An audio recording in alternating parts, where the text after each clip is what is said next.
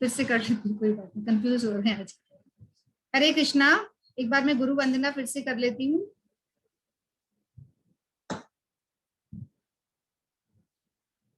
ओम अज्ञानतिमिरन्धस्य ज्ञानञ्जन शलाकया चक्षुरुन्मीलितं येन तस्मै श्रीगुरुवे नमः।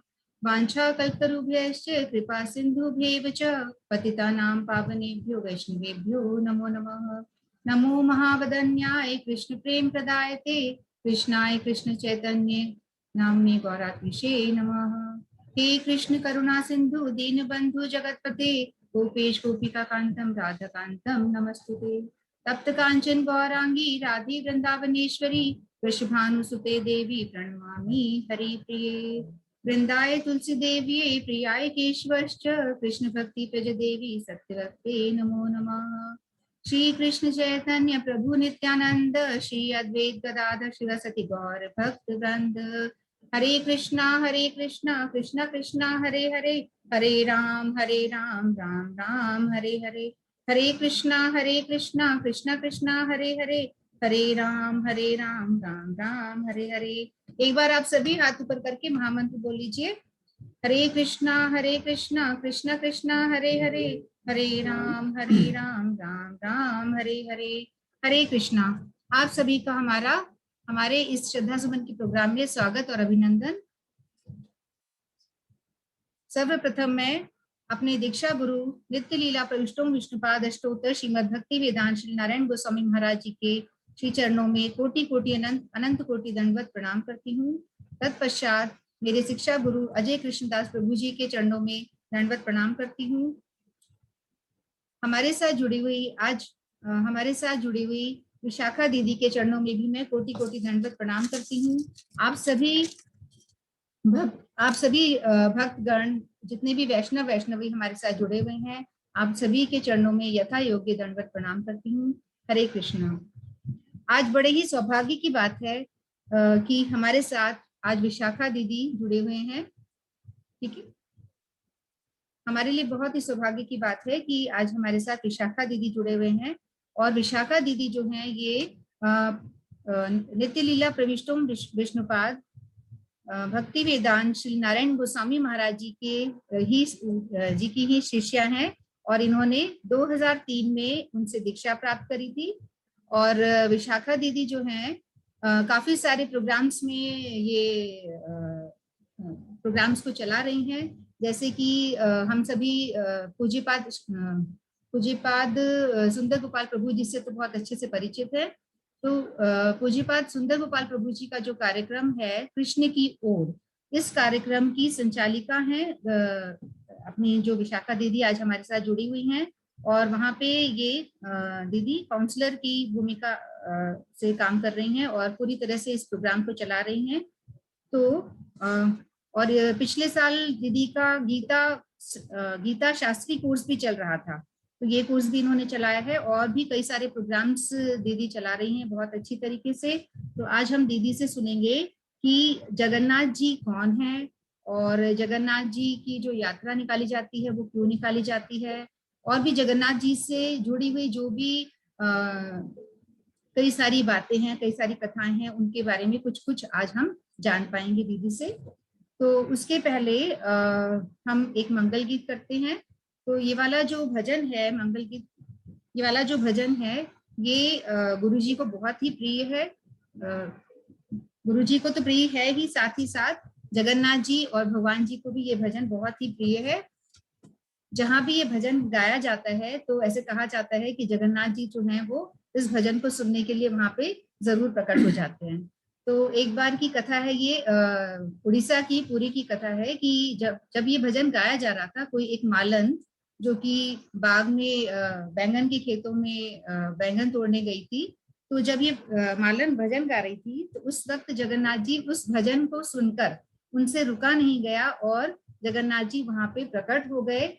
और फिर अगले दिन जब मंदिर में देखा गया तो उनके वस्त्र जो थे वो फटे हुए पाए गए थे। तो बाद में ये पता चला कि जगन्नाथ जी जो है वो उस कीर्तन को सुनने के लिए वहां पे बैंगन के खेत में पहुंच गए थे जब वो मालन वहां पे गा रही थी। तो आज हम लोग यही गीत आपको सुनाते हैं, मंगल गीत। तो हम लोग शुरू करते हैं। हम लोग को उतना तो आता नहीं है, पर जैसे भी हमें आता है तो हम कोशिश करते हैं सुनाने की। हरे कृष्ण। श्री मंगल गीतम। श्री राधा कृष्ण गोविंद गोपाला, नंद दुलारा यशोदा दुलारा, जय जय हरे। राधा कृष्ण गोविंद गोपाला, नंद दुलारा यशोदा दुलारा, जय जय देव हरे। जय जय देव हरे, जय जगन्नाथ हरे, जय जय देव हरे, जय जगन्नाथ हरे।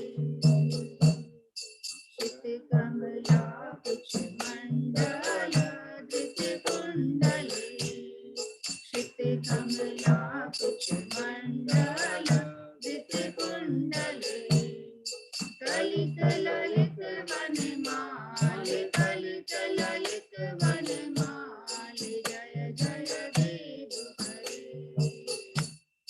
जय जय देव हरे, जय जगन्नाथ हरे।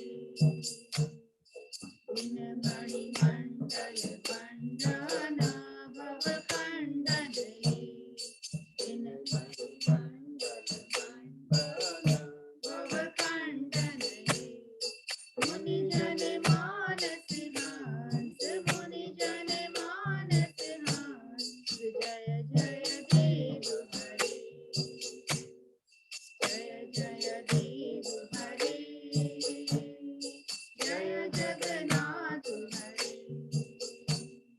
कालिय विषधर रंजन जनरंजन, कालिय विषधर रंजन जनरंजन, यदुकुल नलिन दिनेश, यदुकुल नलिन दिनेश, जय जय जय जय देव हरे, जय जगन्नाथ हरे,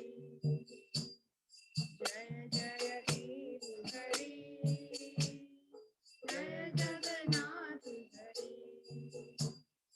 मधुर नरक विनाशन गरुड़ासन, मधुर नरक विनाशन गरुड़ासन, सुरकुल के निदान, सुरकुल के निदान, जय जय देव हरे, जय जय देव हरे, जय जगन्नाथ हरे, जय जय देव हरे, जय जगन्नाथ हरे। कमल कमल दल लोचन भव मोचन, कमल कमल दल लोचन भव मोचन, त्रिभुवन भवन निधान, त्रिभुवन भवन निधान, जय जय देव हरे, जय जय देव हरे, जय जगन्नाथ हरे। जनक सुता विभूषण जित दूषण, जनक सुता विभूषण जित दूषण, समरस मित दश कांत, समरस मित दश कांत, जय जय देव हरे, जय जय देव हरे, जय जगन्नाथ हरे, जय जय देव हरे, जय जगन्नाथ हरे। अभिनव जलधर सुंदर दिख मंदर, अभिनव जलधर सुंदर दिख मंदर, श्रीमुख चंद चकोर राधा मुख युगल किशोर, जय जय देव हरे, जय जय देव हरे, जय जगन्नाथ हरे,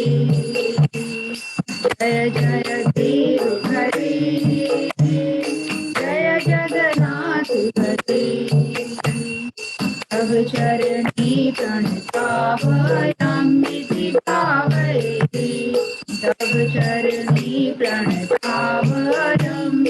भावये कुरुकुशलं प्रणतेषु कुरुकुशलं प्रणतेषु जय जय देव हरे जय जय देव हरे जय जगन्नाथ हरे जय जय देव हरे जय जगन्नाथ हरे श्री जय देव कबीरं कुरुते उदं श्री जय देव कबीरं कुरुते उदं मङ्गलमुज्ज्वल गीतं मङ्गलमुज्ज्वल गीतं जय जय देव हरे जय जय देव हरे जय जगन्नाथ हरे जय जय देव हरे जय जगन्नाथ हरे श्री राधा कृष्ण गोविंद गोपालानंद दुलारा यशोदा दुलारा जय जय देव हरे श्री राधा कृष्ण गोविंद गोपालानंद दुलारा यशोदा दुलारा जय जय देव हरे जय जय देव हरे जय जगन्नाथ भगवान की जय जय देव हरे जय हो जगन्नाथ जी की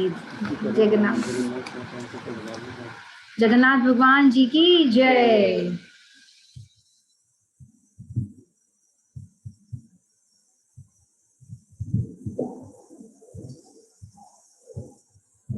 हरे कृष्णा। अभी मैं इनको अनम्यूट करती हूँ दीदी को, हमारे साथ विशाखा दीदी।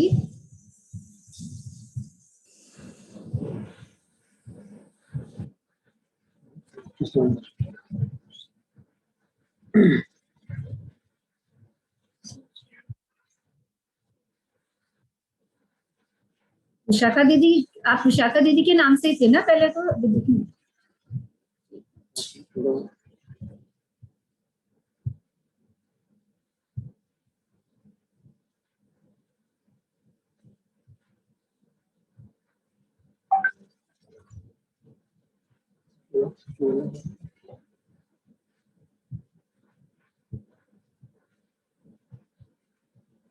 हरे कृष्णा। विशाखा दीदी आप अनम्यूट करिए अपने आप को।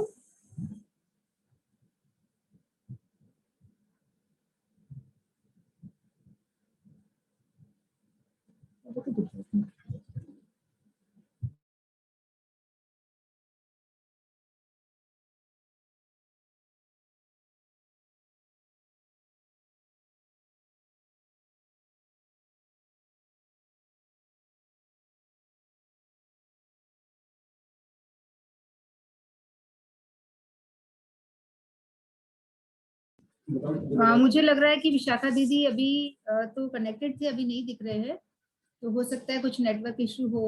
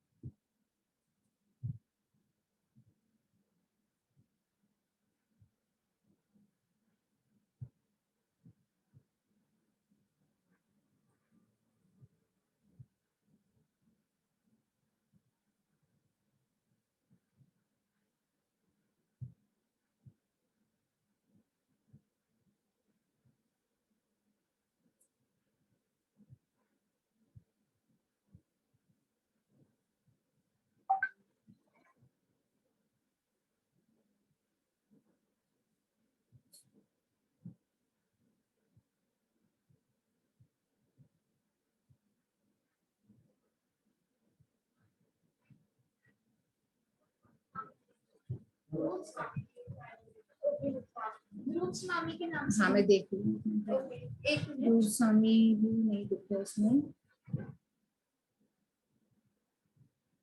ये ओके, हमने आपको अनम्यूट रिक्वेस्ट भेजी है।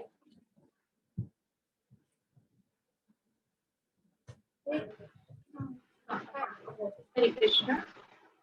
आप सबको आवाज आ रही है मेरी? हाँ जी, अब आवाज आ रही है बिल्कुल। हरे कृष्णा। आपका बहुत बहुत स्वागत है हमारे श्रद्धा सुमन के प्रोग्राम में। हरे कृष्णा दीदी। ओम ज्ञानतिमिरान्धस्य ज्ञानाञ्जन शलाकया चक्षुरुन्मिलितं तस्मै श्री गुरुवे नमः। सबसे पहले मैं अपने गुरु जी के चरणों में अनंत कोटि दंडवत प्रणाम करती हूँ। उसके बाद इस कार्यक्रम के संचालक आशा दीदी को मेरा दंडवत प्रणाम है, और आप सभी जो कथा पिपासुगण हैं, आप सभी के चरणों में मेरा यथा योग्य प्रणाम। हरे कृष्णा। आज हम सबका बड़ा ही सौभाग्य का दिन है कि हमने अपने इस एक दिन के समय में से 1 घंटा हमने हरि कथा की चर्चा में दिया। भगवान की कथा सुनने के लिए हम सब लोग एकत्रित हुए हैं। आपको मेरी आवाज बिल्कुल क्लियर है दीदी? हरि बोल। एक बार आवाज का और बता दीजिए, क्लियर है?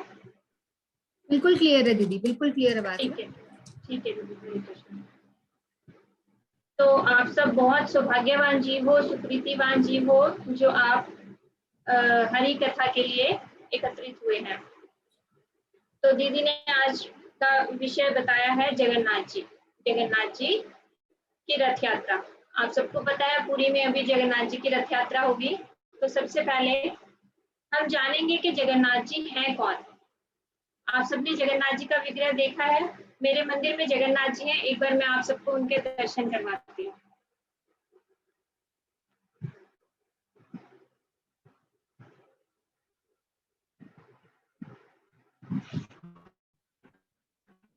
बहुत सुंदर दर्शन दीदी। हरि बोल। जगन्नाथ जी, बलदेव जी और सुभद्रा जी, आप सबने इनका। जगन्नाथ जी जो है वो स्वयं भगवान कृष्ण है, और बलदेव जी जो है वो बलराम जी है, और सुभद्रा जी जो है वो उनकी बहन है, देव की मैया और वसुदेव की पुत्री सुभद्रा जी। तो अब आप सोचेंगे कि जगन्नाथ, बलदेव, सुभद्रा जी को ऐसा रूप लेने का, कैसे उन्होंने ऐसा रूप लिया? क्योंकि भगवान कृष्ण तो मुरलीधारी, त्रिभंग ललित, श्याम सुंदर कृष्ण है, तो ये जगन्नाथ जी का उनका वेश अलग कैसे? तो जगन्नाथ जी ऐसे कैसे बने, ये उनका प्राकट्य कैसा हुआ, कैसे हुआ, पहले हम ये समझेंगे।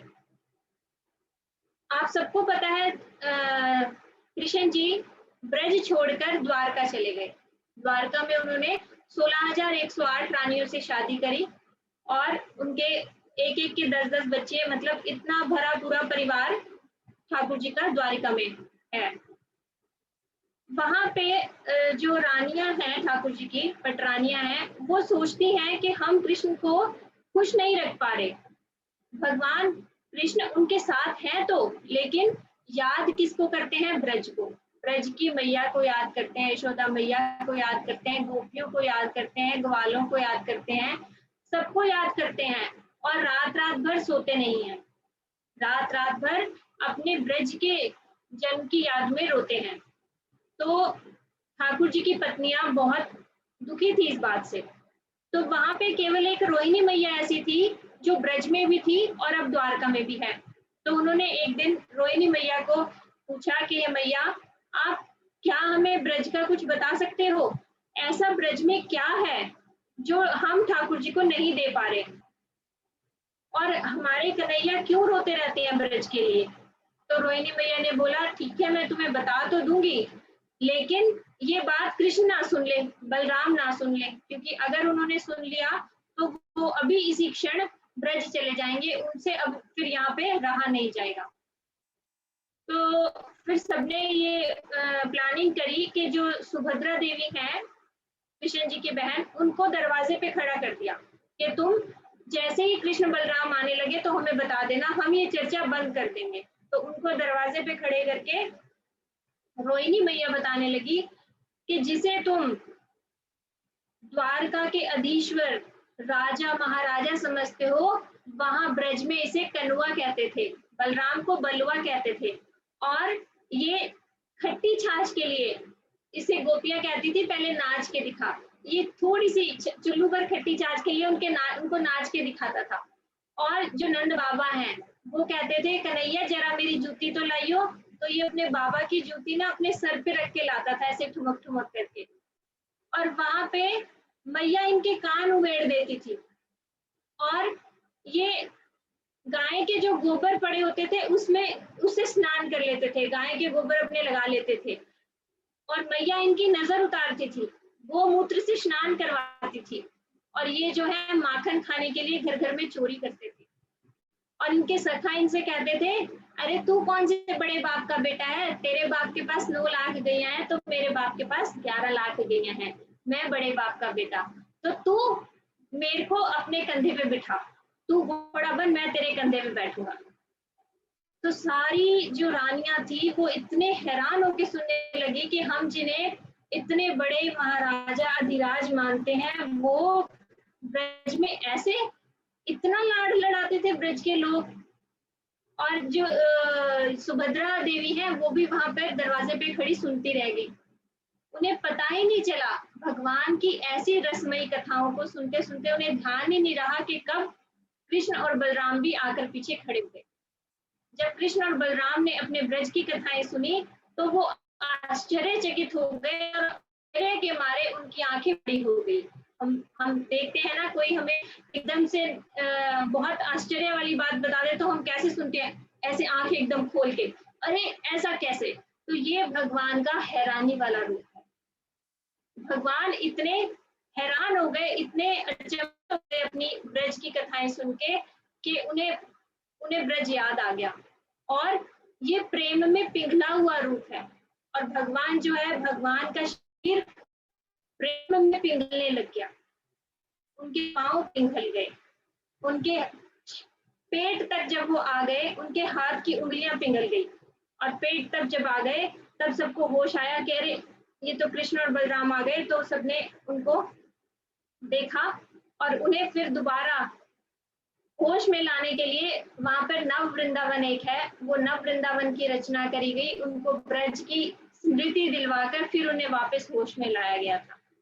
तो भगवान का ऐसा प्रेम में पिघला हुआ रूप, वहां से नारद जी जा रहे थे, उन्होंने दर्शन किया, उन्होंने बोला, हे ठाकुर जी, हमने आज तक आपका ऐसा रूप नहीं देखा कि आप भक्त के प्रेम में पिघल गए और आप इतने आश्चर्यचकित हो गए, आपके मुंह पे पूरे आंखें आंखें दिखाई दे रही, आंखें इतनी बड़ी बड़ी करके आप अपनी ही ब्रज की कथाएं इतने प्रेम से सुन रहे हो। तो प्रभु आपके इस रूप की भी पूजा होनी चाहिए, इस रूप का भी कहीं अर्चन पूजन होना चाहिए। तो भगवान ने क्या दिया नारद जी को, तथास्तु। अब नारद जी के हृदय में वो छवि है भगवान के ऐसे रूप की, और किसी के हृदय में वो नहीं है अभी। तो बहुत सालों पहले सतयुग में राजा इंद्रद्युम्न और उनकी पत्नी थी गुंडीचा, राजा इंद्रद्युम्न के हृदय में भगवान ने प्रेरणा दी और अपना उस रूप की दर्शन कराया और बोला कि तुम मेरे इस रूप का विग्रह प्रतिष्ठा करके एक मंदिर बनाओ।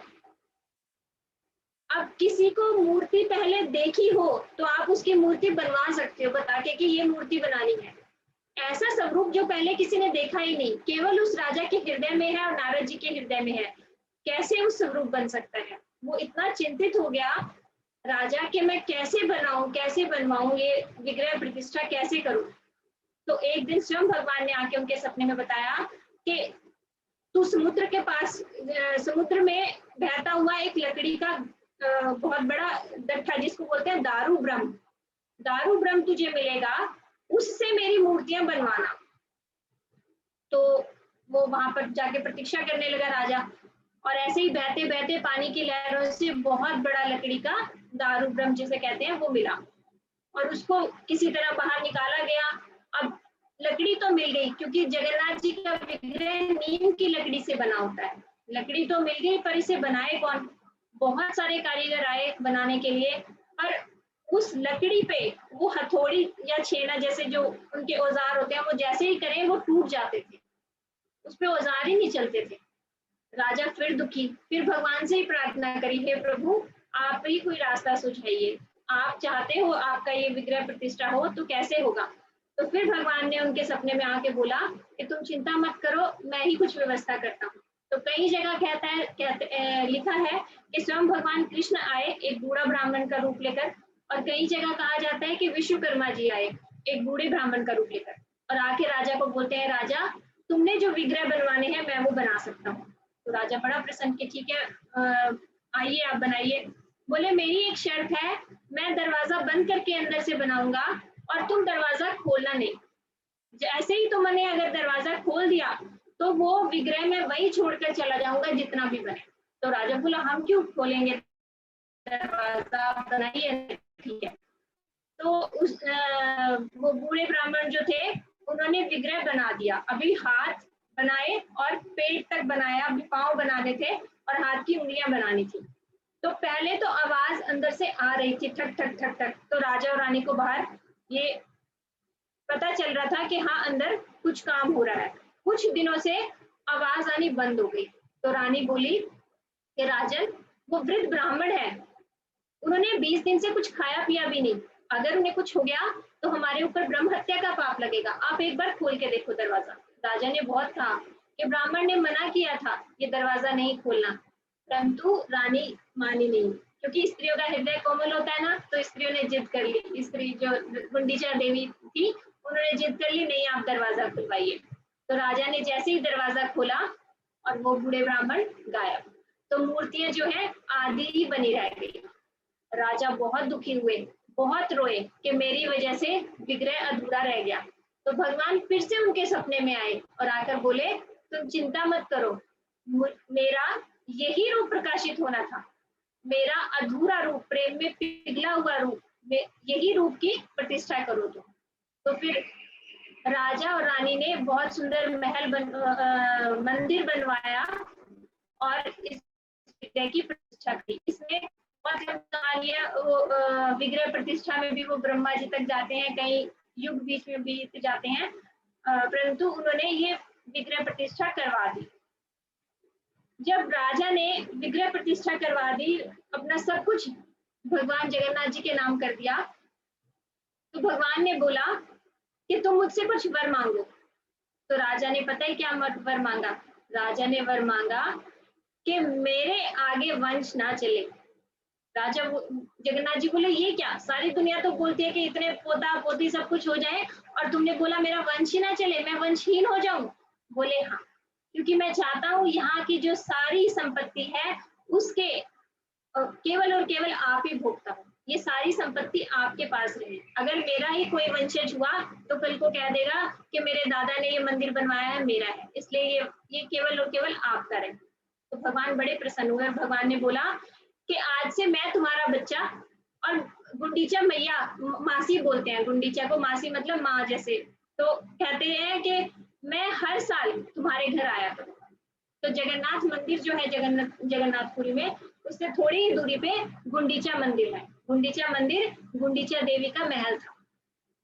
तो जगन्नाथ यात्रा जो जाती है वो जगन्नाथपुरी से गुंडीचा मंदिर जाती है। हर साल 15 दिन के लिए जगन्नाथ जी गुंडीचा देवी के घर में जाते हैं। अब यहाँ पे गुंडीचा मंदिर के बारे में थोड़ा सा मैं आपको बताना चाहूंगी कि जगन्नाथ जी के आने से एक दिन पहले गुंडीचा मंदिर, क्योंकि पूरा साल बंद रहता है, उसमें और कुछ नहीं होता, जब जगन्नाथ जी आते हैं तभी वो मंदिर खुलता है और वहां पे जगन्नाथ जी को बिठाया जाता है। तो एक साल से बंद में जब जगन्नाथ जी आएंगे तो बड़ा गंदा होगा, तो पहले जो है राजा अपने कर्मचारियों से गुंडीचा मंदिर की सफाई करवाया करते थे। परंतु जब चैतन्य महाप्रभु आए तो चैतन्य महाप्रभु ने बोला कि भगवान की सारी सेवाएं हमें खुद अपने हाथ से करनी चाहिए, कभी किसी नौकर से नहीं करवानी चाहिए। तो महाप्रभु ने इस तरह से गुंडीचा मंदिर मार्जन के द्वारा हमें बहुत सी शिक्षाएं दी हैं। सबसे पहली शिक्षा तो ये कि भगवान की कोई भी सेवा क्यों ना हो, छोटी से छोटी सेवा, सफाई की भी सेवा हो, वो हमें स्वयं करनी चाहिए, किसी और से नहीं करवानी चाहिए। तो भगवान ने, महाप्रभु ने बोला हम सब गौड़ीय वैष्णव मिलकर गुंडीचा मंदिर साफ करने जाएंगे। तो महाप्रभु ने वहां पे सफाई करनी शुरू की। तो किसी ने बोल दिया अरे पानी लाना, अरे झाड़ू लाना, तो महाप्रभु ने एकदम से डांट दिया, बोले अरे झाड़ू लाना बोलने की बजाय तुम हरि बोल नहीं बोल सकते थे, राधे राधे नहीं बोल सकते थे, बोले ऐसा कुछ बोलना नहीं, घड़ा मांगना है तो राधे राधे, पानी लेना तो हरि बोल, ऐसे करके बोलना है, भगवान का नाम ही लेना है। इससे हमें दूसरी शिक्षा दी महाप्रभु ने कि हमें भी मुंह से भगवान का नाम और हाथ से सेवा करनी चाहिए, ज्यादा कुछ संसार की बातें नहीं करनी चाहिए। जब कुछ भी सेवा कर रहे हो तो भगवान का नाम लेते लेते ही सेवा करनी चाहिए हमें। फिर महाप्रभु ने बताया कि गुंडीचा मंदिर मार्जन का असली तात्पर्य क्या है। ये मंदिर क्या है, ये अपना मन मानो कि हमारा मन भी तो एक मंदिर है, इसमें ठाकुर जगन्नाथ जी आएंगे, तो अपने हृदय की सफाई का प्रतिरूप मंदिर मार्जन समझो। इसमें काम, क्रोध, लोभ, मोह रूपी अनेकों कंकड़, पत्थर, तिनके, ये सब भरे पड़े हैं। इन सबको हम जब निकाल देंगे, अपने हृदय को स्वच्छ बना देंगे, तो ठाकुर जी आकर इस पे विराजमान हो जाएंगे। तो कल जो है वो गुंडीचा मंदिर मार्जन है। संडे का दिन इंडिया में वैसे भी सफाई डे होता है, तो हम आज कल अपने अपने घर को सजाएंगे जगन्नाथ जी के लिए। हमारे घर में भी जगन्नाथ जी आएंगे, हमारे मंदिर में भी जगन्नाथ जी आएंगे। तो भक्ति कोई बहुत बड़ी चीज नहीं है, बहुत मुश्किल चीज नहीं है। देखिए, हम पहले सफाई करते थे इस भाव से कि हमारे गेस्ट आने वाले हैं, हमारे रिलेटिव आने वाले हैं, तो हम कितना अच्छा मंदिर घर सजाते हैं ना, अपना पर्दे भी बदल देते हैं, धुला देते हैं, सब अच्छा साफ सुथरा। और आज हमने क्या सफाई कर दिया है कि जगत के नाथ जगन्नाथ जी हमारे घर आने वाले, कल वो आएंगे, परसों वो आएंगे, तो कल उनके लिए मैं घर चमका दूं, तो हमारा सफाई करना भी भक्ति हो गया। तो कल आप सब अपना घर साफ सुथरा कीजिए जगन्नाथ जी के लिए, और अपना मन भी साफ सुथरा कीजिए जगन्नाथ जी के लिए। मन की शुद्धि के लिए क्या, हरि नाम जप, जो आप सब कर ही रहे हो, नाम जप और हरि कथा श्रवण, इससे हमारे चित्त शुद्धि होगी और हमारे जगन्नाथ हमारे हृदय में आकर बैठ जाएंगे। तो ये हुआ गुंडीचा मंदिर मार्जन। जगन्नाथ जी की रथ यात्रा से एक दिन पहले गुंडीचा मंदिर मार्जन होता है। फिर बताया जाता है कि जगन्नाथ जी की रथ यात्रा क्यों होती है, कैसे होती है। स्नान, अभी जो पूर्णिमा गई है, उस पूर्णिमा वाले दिन जगन्नाथ जी को स्नान करवाया जाता है, उसे कहते हैं स्नान पूर्णिमा। जगन्नाथ जी साल में एक ही बार नहाते हैं। सारे तीर्थों का जल लाकर 108 घड़ों से जगन्नाथ जी को नहला दिया। तो जगन्नाथ जी ने भी फिर लीला कर दी कि तुमने मुझे नहला दिया, तो अब मैं बीमार हो गया, अब दर्शन बंद, मैं किसी को दर्शन नहीं दूंगा। क्या जगन्नाथ बीमार पड़ सकते हैं? जो हमारा भव रोग दूर करने वाले जगत के नाथ, वो बीमार पड़ सकते हैं? वो केवल और केवल अपने भक्तों की सेवा लेने के लिए, अपने भक्तों से लीला करने के लिए जगन्नाथ जी बीमार पड़ जाते हैं। 15 दिन तक जगन्नाथ जी के मंदिर का दरवाजा बंद, और जगन्नाथ जी को औषधियों युक्त खाना खिलाया जाता है, खिचड़ी प्रसाद खिलाया जाता है जगन्नाथ जी को। वैसे तो जगन्नाथ जी 56 भोग खाते हैं, सारा दिन जगन्नाथ जी की रसोई चलती रहती है, लेकिन ये 15 दिन जगन्नाथ जी बहुत सादा भोजन खाते हैं, खिचड़ी खाते हैं, वो भी औषधियां डाल के। देखो जगन्नाथ जी, ये है जगन्नाथ जी, प्रेम में पिघला स्वरूप। प्रेम के लिए जगन्नाथ जी कुछ भी कर सकते हैं। तो फिर जगन्नाथ जी ने जब 15 दिन दरवाजे बंद रखे, तो जगन्नाथ जी को लगा कि मेरे भक्त तो तड़प गए होंगे, जो रोज मेरा दर्शन करे बिना अन्न का दाना नहीं खाते, पानी नहीं पीते, वो 15 दिन तक कैसे रहेंगे मुझसे दूर। तो क्यों ना आज मैं चलूं उनके घर। तो जगन्नाथ जी की प्रेम की पराकाष्ठा, ये एक ऐसे ठाकुर जी हैं जो स्वयं चल के आते हैं दर्शन देने के लिए। बाकी सबके दर्शन के लिए तो हमें जाना पड़ता है मंदिर, लेकिन जगन्नाथ जी स्वयं रथ पे बैठ के आज सबको दर्शन देने के लिए निकल पड़े, इसलिए रथ यात्रा होती है उनकी।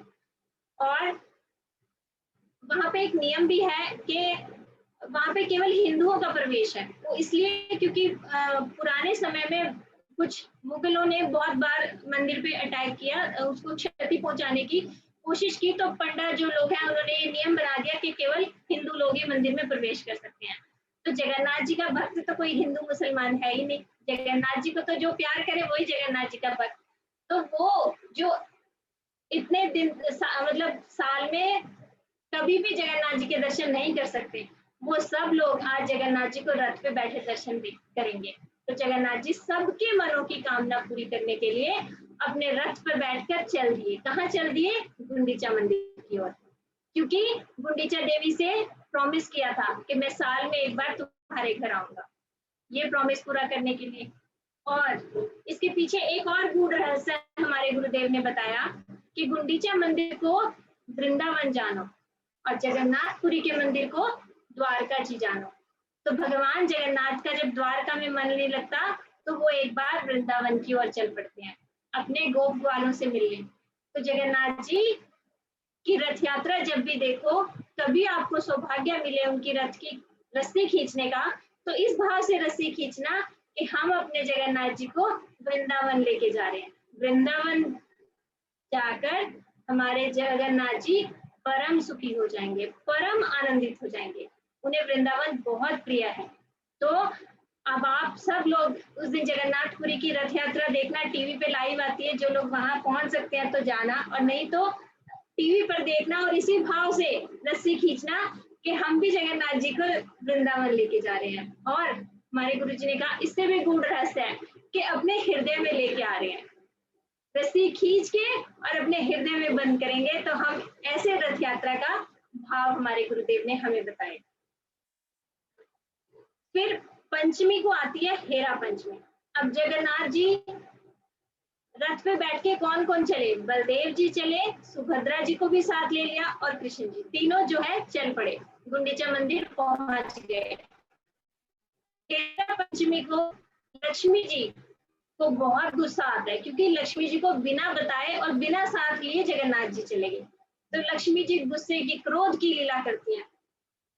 लक्ष्मी जी अपने पंडों को लेती हैं और अपने पूरा सोना चांदी सब कुछ अपना ऐश्वर्य दिखाने के लिए कि तुम क्या मुझे कुछ कम समझते हो, ऐसे पूरा ऐसे अपने ऊपर लाद के सोना चांदी और गुंडीचा मंदिर जाती है। और वहां पे एक लीला होती है कि जो लक्ष्मी जी के पंडे हैं वो जगन्नाथ जी के पंडों की पिटाई कर देते हैं कि तुम कैसे हमारे स्वामी को हमारी स्वामिनी से बिना आज्ञा लिए ले आए।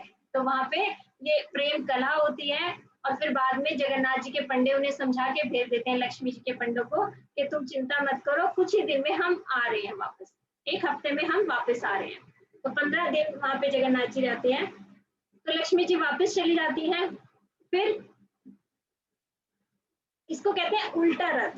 जब रथ यात्रा वापस होती है, मतलब गुंडीचा मंदिर से वापस रथ जगन्नाथपुरी की तरफ जा रहा होता है, जगन्नाथ मंदिर की तरफ जा रहा होता है, इसे कहते हैं उल्टा रथ। अब जगन्नाथ जी रह लिए वृंदावन में, कहते हैं गुंडीचा मंदिर में जगन्नाथ जी को फूलों का श्रृंगार करते हैं रोज, क्योंकि वहां पे ब्रज भाव से सेवा होती है, रोज उनको सुंदर सुंदर फूलों से सजाया जाता है। तो आप भी जगन्नाथ रथ यात्रा वाले दिन जगन्नाथ जी को, या आपके घर में ठाकुर जी हो, क्योंकि स्वयं भगवान कृष्ण ही जगन्नाथ जी हैं, उनको फूलों से श्रृंगार करना, क्योंकि आज हमारे ठाकुर जी ब्रज आ गए। और ब्रज में क्या है, कन्हैया को मैया कैसे सजाती थी, फूलों की एक माला यहाँ बांध देती थी, एक यहाँ बांध देती थी, एक गले में पहना देती थी, करधनी बना देती थी, हो गई कन्हैया तैयार। तो इसी तरह हम भी अपने कन्हैया को सजाएंगे, क्योंकि वो ब्रज में आ गए। तो फूलों का श्रृंगार किया जाता है। फिर जब जगन्नाथ जी वापस जाने लगते हैं तो जैसे उन्हें डर लगता है कि अब मैं घर वापस कैसे जाऊं, क्योंकि मेरी पत्नी तो नाराज है। तो वहां पे कहते हैं जगन्नाथ जी एक तो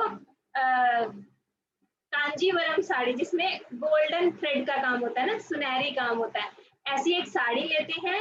और रास्ते में एक दुकान पड़ती है जिसके बहुत मशहूर रसगुल्ले हैं, वो रसगुल्ले लेके चलते हैं कि पत्नी को जाके बनाऊंगा। और सबसे पहले बलराम जी अंदर चले जाते हैं मंदिर में, उसके बाद सुभद्रा जी चली जाती हैं। और जैसे ही जगन्नाथ जी अंदर जाने लगते हैं दरवाजा बंद कर देती हैं लक्ष्मी जी। और फिर वहां पे बड़ी अनुनय विनय करते हैं जगन्नाथ जी। उनको कहते हैं कि देरी सिर्फ और सिर्फ तुम्हारी साड़ी लाने के लिए हो गई, साड़ी बननी दी थी, ऐसा सुंदर काम कोई बनाना आसान नहीं है। मैं उसे कह रहा था रोज जल्दी बना जल्दी बना, उसने बोला बहुत मुश्किल काम है, एक दिन और एक दिन और। तुम्हारी साड़ी बनवा के ला रहा था इसलिए देर हो गई, और तुम्हारे लिए मिठाई बनवा रहा था इसलिए देर हो गई।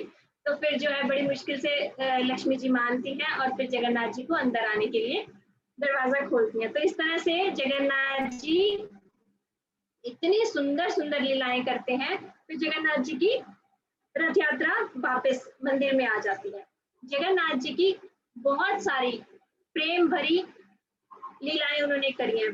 उसमें बहुत सुंदर सुंदर उनकी बहुत सारी कथाएं हैं, उनमें से थोड़ी सी एक दो और बताती हूँ। अच्छा, जब जगन्नाथ जी का रथ यात्रा होती है ना, तो उस समय जो है वहां का राजा, आज भी वहां का राजा झाड़ू लगाता है। तो इसका ये आप देख सकते हैं कि प्रतीक है कि जगन्नाथ ही केवल और केवल पुरी के राजा हैं, जगन्नाथ जी ही राजा हैं, उनके आगे जो राजा बनाया गया है वो भी झाड़ू लगा रहा है। तो एक बार ऐसे ही कुछ समय पहले जगन्नाथ जी के जो राजा थे जगन्नाथपुरी के, उनकी शादी के लिए रिश्ता आया और वो लड़का देखने के लिए उन्होंने बोला कि आप ठीक है रथ यात्रा उत्सव पे आ जाइए, तभी आप लड़का देख जाइए, क्योंकि हमारे यहाँ पे बहुत बड़ा उत्सव होता है रथ यात्रा उत्सव। तो वो शायद काशी नरेश का लड़की थी, काशी नरेश आए उन्हें देखने के लिए। तो उन्होंने देखा कि जिस लड़के से अपनी लड़की की शादी करेंगे वो तो झाड़ू लगा रहे हैं वहां पे। तो उन्हें बहुत बुरा लगा कि अरे, हमने तो सोचा था हम अपने बेटी की शादी राजा से करने जा रहे हैं, ये तो यार झाड़ू लगाने वाला है, हम नहीं करते अपनी बेटी की शादी। वो वापस चले गए। जब उन्होंने कुछ बात नहीं करी तो फिर वापस पूछा गया कि आपने बोला था लड़की की शादी के लिए, क्या हुआ? तो उन्होंने संदेशा पहुंचाया कि हम अपनी बेटी की किसी झाड़ूदार से शादी नहीं करते, हम तो राजा से करेंगे। तो राजा को बड़ा बुरा लगा और जाके जगन्नाथ जी के मंदिर में फिर रोने लगे। जगन्नाथ जी से बोले, मैं किसका झाड़ूदार हूँ? आपका झाड़ूदार हूँ। मेरी बेइज्जती किसकी? आपकी बेइज्जती। अब आप ही देखो, मेरा मान आपका मान, मेरा अपमान आपका मान। तो जगन्नाथ जी ने उनको प्रेरणा दी, फिर उन्होंने उस राजा से लड़ाई करी, उस राजा से लड़ाई करी, उस राजा को जीत के उसकी लड़की को लेके आए और बोले, अभी तक तो मैं जगन्नाथ का झाड़ूदार इसने मना किया है ना शादी करने के लिए, अब इसकी असली झाड़ूदार से मैं शादी करवाऊंगा। तो उन्होंने मंत्री को बोल दिया कि इसके लिए कोई अच्छा सुयोग्य झाड़ूदार देख के इसकी शादी कर दो। तो मंत्री ने देखा, अरे इतने बड़े राजा की बेटी है, ऐसे तो नहीं करना चाहिए किसी झाड़ू वाले से शादी। तो उन्होंने अपने घर में उसे बेटी बना के रखा और अगले साल जब फिर से रथ यात्रा आई, फिर से राजा जब झाड़ू लगा रहा था तो उस राजकुमारी को हाथ में वरमाला देके सामने खड़ा कर दिया और राजा के गले में ही माला पहना दी। तो वो एकदम से बोले, अरे ये तूने अभी तक शादी नहीं करी, इसके तो बोला था झाड़ूदार से।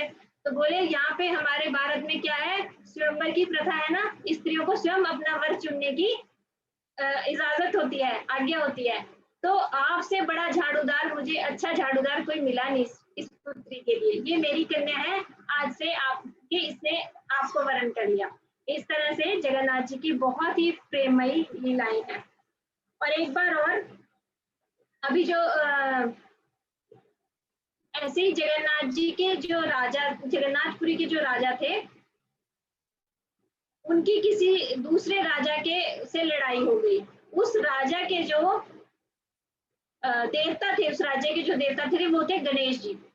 तो जब आपस में लड़ाई हो रही थी तो उसने बोला राजा ने कि यदि मैं हारा तो मेरे देवता तेरे भगवान के पीछे जाके बैठेंगे, और अगर तू हारा तो तेरे जगन्नाथ जी मेरे गणेश जी के पीछे आके बैठेंगे। तो ऐसी शर्त लग गई और लड़ाई शुरू हो गई और जो है ना जगन्नाथपुरी का राजा हारने लगा। फिर से जगन्नाथपुरी का राजा जो है जगन्नाथ जी के पास उसके लिए आया अपने सहायता के लिए और बोला कि इसमें मेरी हार तो आपकी हार।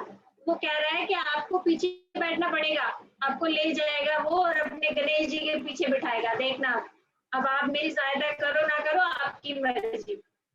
तो जगन्नाथ जी हंसने लगे। जगन्नाथ जी बोले, उसके सपने में आकर बोले, चिंता मत करो, कल सुबह मैं चलूंगा तुम्हारे साथ लड़ाई करने। तो वहां पे जगन्नाथ मंदिर में ना एक दरवाजा है जिसमें काला घोड़ा सफेद घोड़ा के ऊपर दो सैनिक हैं। वो काले घोड़े और सफेद घोड़े पे कृष्ण जी और बलराम जी यानी जगन्नाथ जी और बलदेव जी ही गए थे सैनिक बन के। तो वो सैनिक बन के आगे आगे जैसे सेना से पहले चल रही है लड़ाई करने, और रास्ते में एक बुढ़िया जो है वृद्ध स्त्री छाछ बेच रही थी। तो जगन्नाथ जी को तो एकदम से ब्रज याद आ गया। बोले, मैया तू हमें छाछ पिला दे। उन्होंने पूरी छाछ ली, मटकी की मटकी पी ली और मैया बोली कि लाला इसके पैसे भी तो दे, तूने छाछ पिए, मैं तो छाछ बेच रही हूँ। तो बोले, पैसे तो हमारे पास है ही नहीं। तो बोले, अब क्या करूं फिर, मैं बिना पैसे के कैसे छाछ इतनी सारी पिला दूं। तो जगन्नाथ जी को याद आया उनके हाथ में एक अंगूठी थी, उन्होंने अंगूठी उतार के उस बुढ़िया अम्मा को दी और बोला कि पीछे राजा आ रहा है जगन्नाथपुरी का, उसको बोलना कि तेरे सैनिक छाछ पी के गए हैं और उनके पैसे दे दो, तो वो राजा दे देगा। तो वो अम्मा बोली कि उस राजा को विश्वास कैसे होगा कि उसी के सैनिक गए हैं? तो बोले ये अंगूठी तुम जब तुम उसको दोगे ना, वो पहचान जाएंगे कि उसी के सेना के सैनिक है। तो वो अंगूठी लेके बैठी रही पीछे पीछे। कुछ टाइम बाद जब राजा आया तो वो बुढ़िया अम्मा ने बोला कि राजा आपके 2 सैनिक मेरी सारी छाछ पी के चले गए, उसके पैसे आप दीजिए मुझे। तो वो राजा भी वही बात पूछी उन्होंने कि मुझे विश्वास कैसे हो कि वो मेरे ही सैनिक हैं। तो उन्होंने वो अंगूठी दिखाई, तो राजा हैरान हो गया। वो अंगूठी वही थी जो उन्होंने जगन्नाथ जी को भेंट की थी। क्योंकि हम किसी को मंदिर में जब भेंट करते हैं तो उस पर लिख के देते हैं ना, भेंट करता है ये राजा और ऐसे, तो उस पर लिखा हुआ था। तो राजा समझ गया उस दिन कि जगन्नाथ बलदेव जी उनकी सहायता के लिए आगे आगे चल रही है। तो उस दिन फिर जगन्नाथ जी की कृपा से वो राजा जीत गया और फिर गणेश जी की विग्रह उठा कर लाए। और आज भी जगन्नाथ जी मंदिर में जगन्नाथ जी के विग्रह के पीछे वो गणेश जी बिठाए हुए, उन्हें कहते हैं भंड गणेश जी। तो इस तरह से जगन्नाथ जी ने बहुत अद्भुत लीलाएं करी हैं। जगन्नाथ जी जो है कृपा करने के लिए, हमारे ऊपर कृपा करने के लिए भगवान ने ऐसा स्वरूप बनाया है अपना, प्रेम से पिंगलित स्वरूप। तो हमें यदि किसी को भी भगवान कृष्ण से प्रेम चाहिए, प्रेममयी भक्ति चाहिए, तो हमें जगन्नाथ जी को प्रार्थना करनी चाहिए। जगन्नाथ जी बहुत शीघ्र ही हमारी इच्छा पूर्ण करते हैं और जगन्नाथ जी हम सबको प्रेममयी भक्ति देते हैं। जगन्नाथ जी के मंदिर में जो है ना, सारा टाइम भोग बनता रहता है। वहां पे एक बार और ऐसे ही राजा वहां पे पहले इतना भोग नहीं लगता था, तो राजा को स्वप्न में दर्शन दिया जगन्नाथ जी ने और बोले, हे राजन, पड़ोस के राज्य में तो वहां पे बहुत अच्छा भोग बनता है, मैं वहां चला जाऊंगा, अब तुम्हारे राज्य में नहीं रहूंगा। तो राजा ने हाथ जोड़कर प्रार्थना करी, जगन्नाथ जी आप यहाँ से कहीं मत जाना, मैं आपके हाथ सूखने ही नहीं दूंगा, इतना भोजन मैं आपको खिलाऊंगा। हाथ सूखने ना देने का मतलब कि एक भोग आता है, ठाकुर जी के हाथ धुलाए जाते हैं, वो उतने सूखते भी नहीं कि दूसरा भोग आ जाता है। तो ठाकुर जी का प्रसाद, जगन्नाथ जी का प्रसाद जो है वो सबसे ज्यादा प्रसिद्ध है। जगन्नाथ जी का प्रसाद इतना भोग लगता है, इतना भोग लगता है कि वहां पे एक आनंद बाजार नामक मंदिर है, बाजार है, आनंद बाजार उसे कहते हैं। वहां पे ठाकुर जी की जो भोग लगा होता है वो सब बिकता है। और वहां पे कोई भी जगन्नाथपुरी के आसपास कितने दूरी तक कोई भी कभी भूखा नहीं रह सकता, क्योंकि वहां पे जगन्नाथ जी का महाप्रसाद हर समय वितरण होता रहता है। और कहते हैं कि रात को वो सब जो प्रसाद बेचने वाले हैं ना, ऐसे ही उठकर चले जाते हैं, रात को जो बचता है वो छोड़ जाते हैं, और सुबह जब आते हैं ना, वहां पे कुछ एक दाना भी नहीं मिलता, साफ हुआ होता है। तो कहते हैं देवता लोग स्वर्ग से आके रात को वो महाप्रसाद खा जाते। तो देखो जगन्नाथ जी की प्रसाद की महिमा, देवताओं तक को हमारी पृथ्वी पर आना पड़ता है जगन्नाथ जी का प्रसाद लेने। हम कितने सौभाग्यशाली हैं कि हमने इस पृथ्वी पर भारतवर्ष में जन्म लिया, जहाँ पे हमारे लिए जगन्नाथ जी का प्रसाद सुलभ है। जगन्नाथपुरी अब जब भी जाओ तो जगन्नाथ जी का प्रसाद जरूर लेना। और जगन्नाथ जी के मंदिर के ऊपर एक ध्वजा फहराते हैं, और वो ना रोज बदली जाती है ठाकुर जी के भोग से पहले। वो ध्वजा जब चेंज होती है उसके बाद जो है जगन्नाथ जी को भोग लगता है। एक बार ऐसा हुआ, इतना तूफान, कई बार क्योंकि वो समुद्री इलाका है ना, तो बहुत तूफान आते हैं वहां पे, बहुत बड़ा तूफान आ रखा और कोई उम्मीद नहीं कि तूफान रुकेगा। तो फिर पुजारी ने बोला कि आज तो लगता है ठाकुर जी भूखे रहेंगे, या फिर बिना ध्वजा बदले ही हमें ठाकुर जी को भोग लगाना पड़ेगा। ऐसा सोच विचार ही कर रहे थे, तभी सिर्फ और सिर्फ 5 मिनट या 10 मिनट के लिए तूफान रुका। और वो जो बहुत ट्रेंड होते हैं, वो जो ऊपर की ध्वजा बहुत बड़ी सी होती है वो लगाने में, तो वो बोले मैं 5 मिनट में ही फटाफट से लगा के आ जाता हूँ। उन्होंने ध्वजा बदली और फिर से ठाकुर के जगन्नाथपुरी मंदिर के जो है ना कई आश्चर्य आप गूगल पे सर्च करके देख सकते हो कि उसके ऊपर से हवाई जहाज नहीं जाता और वहां से कोई पंछी नहीं जाता। जगन्नाथपुरी के मंदिर के बहुत सारे आश्चर्य हैं। और जगन्नाथ जी को जब हमारे घर परसों आएंगे, सोमवार को आएंगे, जगन्नाथ रथ यात्रा है सोमवार की, इतवार के गुंडीचा मंदिर मार्जन है, हम सब अपना घर उनके लिए सजाएंगे। परसों जब आएंगे तो हम उनके लिए बहुत सारे भोग बनाएं, क्योंकि अगर हमारे घर में कोई हमारे मेहमान आते हैं, कोई रिलेटिव्स आते हैं, तो हम कितनी तरह की सब्जियां बनाते हैं, कितनी तरह के उनके लिए पकवान बनाते हैं ना। तो आज तो जगत के नाथ जगन्नाथ जी हमारे घर आ रहे हैं, उनके लिए आप सब कुछ ना कुछ भोग जरूर बनाइए, ज्यादा से ज्यादा हो सकता है जितना उतना उनकी सेवा कीजिए। जगन्नाथ जी से यही भाव से कि जगन्नाथ जी आप हमारे। और जगन्नाथ जी की बहुत सारी और भी कथाएं हैं। जगन्नाथ जी को कटहल की सब्जी बहुत पसंद है। अगर आप में से किसी को कटहल बनाना आता हो तो उनके लिए जरूर बनाइएगा। कहते हैं एक बार जगन्नाथ जी को कटहल खाने का मन कर गया, तो जगन्नाथ जी ने एक पुजारी को, मंदिर के जो पुजारी थे, उन्हें बोला उठ चल कटहल लेने चलते हैं। बोले रात को कहाँ कटहल लेने चलूंगा, नहीं नहीं चल, मुझे कटहल खाना है, चल कटहल लेने चलते हैं। तो जगन्नाथ जी की आदेश वो मानना पड़ा पुजारी को, तो वो चले। तो पेड़ पे ऊंचा था कटहल, तोड़े कैसे? तो जगन्नाथ जी बोले मैं नीचे झुकता हूँ, तू मेरी पीठ पे चढ़ के कटहल तोड़ ले। तो जगन्नाथ जी नीचे झुके और पुजारी जैसा बोलते गए भगवान करते गए, तो वो ऊपर चढ़ तो गए, पेड़ पर चढ़ गए, और जैसे ही कुछ आवाज हुई ना तो राजा के सैनिक आने लगे। तो राजा के सैनिकों को देख के जगन्नाथ जी वहां से भागे, और भाग के वो तो मंदिर में चले गए, और पुजारी ऊपर पेड़ पे लटके हुए, उतरे कैसे? तो सैनिकों ने उन्हें बड़ा गुस्सा किया, उतार के लाए, राजा के पास लेके गए। राजा ने देख के इतना हैरान हुआ कि पुजारी जी आपको चोरी करने की क्या आवश्यकता पड़ गई, आप तो मुझसे कहते कटहल मैं आपको दे देता।